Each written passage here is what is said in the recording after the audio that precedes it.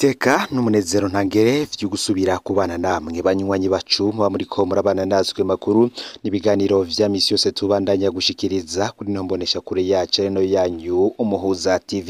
Uyu mwaka tugiye kubagezako amakuru hariko avugwa hagezweko cane kuri uyu wa Mungu igenekerezo ya 4 ukwezi n'ukwa gatandatu mwaka w'2023. Tugiye kugaruka ku gihangange General Guillaume Bunyoni kuri bapfungiye mw'ibohero rikuru rya Ngozi. Turaza kandi kuza kuraba aho ivy'urubanza rwiwe ndetse n'ipfungwa ryiwe ryo barifitaniye isano n'ifatwa ry'umumenyesha makuru kazi Floriane Irangabiye kuri ubu nawe yoba yarakatiwe umunyororo w'imyaka 10. Turaza kugaruka cane ku vyo vyarabaye tugendeye ku magenekerezo vyagiye biraberako cane ku igenekerezo ya 21 ndamukiza uyu mwaka w'2023 vyose ntuze kubicika kuko tugiye kugaruka kuri iyi dosiye mu buryo bw'idonido. Mwahe kaze murano makuru rero aho woba uherereye hose wowe uri ngaha mu gihugu c'u Burundi abari hanze imbezi igihugu c'u Burundi ndetse namwe muri mu makungu ya kure mwese n'Umuhuza TV. Igihe umumenyesha makuru Floriane Irangabiye yahagarikwa n'iperereza hakaba ari kugenekerezo ya 30 kwezi k'umunani umwaka w'2022 umushikiranganje wa mbere w'u Burundi ico gihe yari General Guillaume Bunyoni. Bunyoni yari igihangange gikomeye cane umupatriote nkuko ubiyita abagwanye muri FDD yagwaniye igihugu. Kumbure yafata Floriane Irangabiye nk'akamenyesha makuru gasanzwe kaba hanze imbezi igihugu c'u Burundi gakoresha ibiganiro bivuga karenganye mu Burundi mu ntumbero yo gutukisha u Burundi. Nankeka ko Bunyoni ngo yoba yaramenyeshejwe ifatwa ryako kamenyesha makuru kandi ngo ntaco yakoze ngo amutabare. Nankeka ngo yarabwiwe ko bakajanye mw'iperereza naho nyene ntaco yakoze ngo amutabare. Kumbure we yari yibwiye ati abo ni bamwe batukisha igihugu, umuntu aba hanze y'igihugu n'umwansi w'igihugu, umuntu ashira habona akarenganyo aba ari kagwanya leta ndongoye. Kuvugira Floriane Irangabiye ntankeka ko Bunyoni yabibona nk'ukwanka u Burundi. Kumbure abantu nka Floriane Irangabiye yabona ko baba bakwiriye guca bicwa vyihuse. Tugiye kugaruka kuri vyinshi. Bunyoni nawe igihe Floriane Irangabiye afatwa ntiyarazi ko asigaje amezi 8 gusa nawe agashirwa mu kibanza ca Floriane Irangabiye. Indwi imwe gusa inyuma y'ifatwa rya Floriane Irangabiye Bunyoni yarakuwe mu mabanga y'umushikiranganje wa mbere. We nyene aromerwa ingene ibintu nk'ivyo bimushikiye akurwa banje kwitwa maconco aho hataraza imvugo ya Pastor Isidore Mbayahaga avuga ivya Gifyoti. Mu minsi yakurikiye amajambo menshi cane President Varisito Ndayishimiye yaguma avuga ingene hari umuntu yishe ubutunzi bw'igihugu umuntu atuma ifaranga ry'u Burundi ritagaciro mbese muri make igihemu. Ntiyatomora uwavuga ariko uwavuga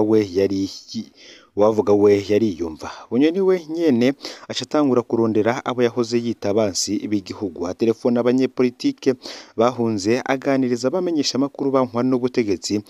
Anakekwa kuba yanuguriye urubuga rwa Twitter Dr Mokonzi rwerekana amabi y'ubutegetsi bwa President Varisito Ndayishimiye.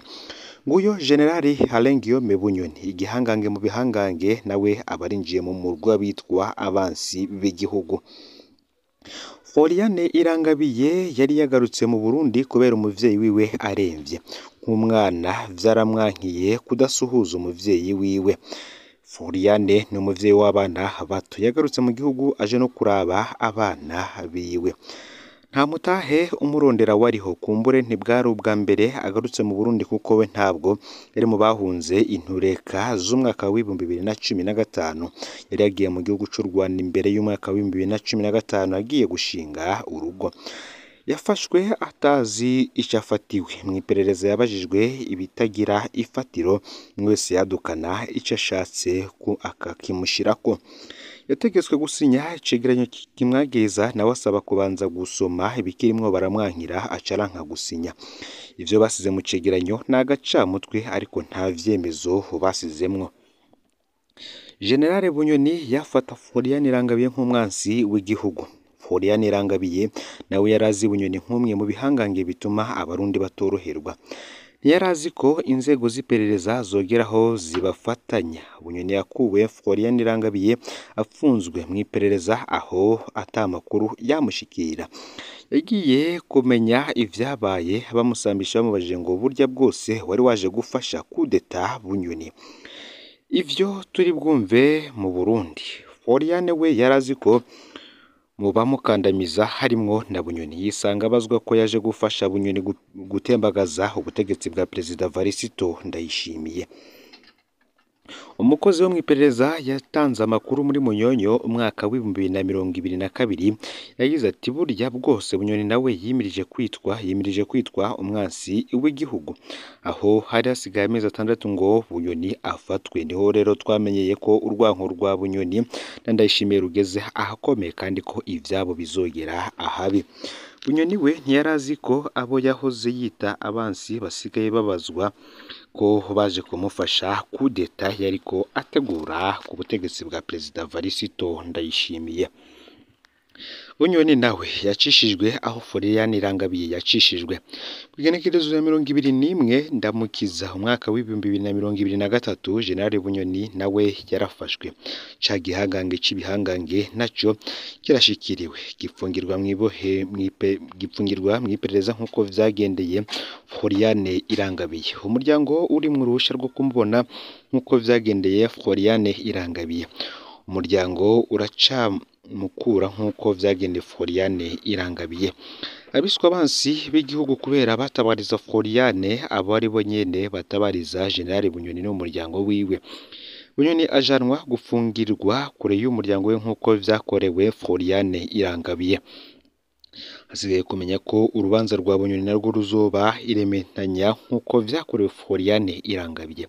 Florian aragwara ntavuzwe uko bikwiriye nkuko na General Bunyoni asanganywe ingwara, none uwumufashije arabihanirwa. Tubibutse ko hari umwe mu baforoma bo mw'ibohero rikuru rya Ngozi yoba yaramuguriye amata agaca asanga iketeri mwirukana mu gatondo ka kare agiye gutonda ku kazi.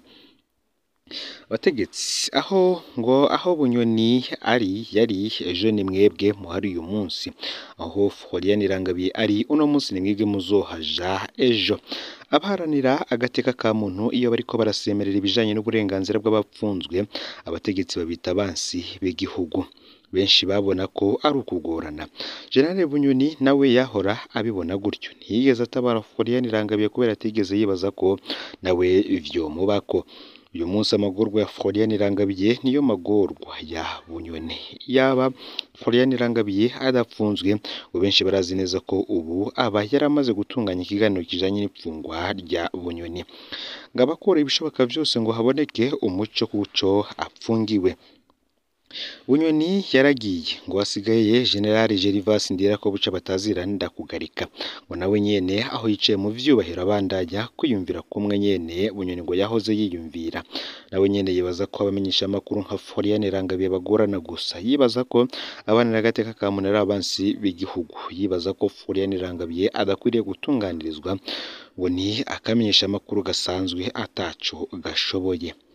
Akabazo ku bakuru, mbe General Ndirakobuca ngo niki kikubwira ko nawe utozosanga umunyoro Florian Irangabiye nyene icubahiro, ngo wowe vyifashe gute?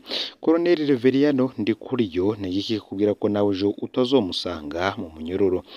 Ngo none ivyo batwara iki kumurenganura? Ngo burya Bunyoni ntiyahora akomeye kubarusha, none niki kibabwira ko namwe mutazomusangayo?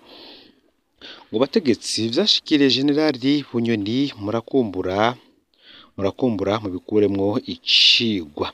Uyu munsi ni mwebwe mwita abandi abansi b'igihugu, ariko ejo mushobora kuvyuka mwitwa abansi b'igihugu namwe.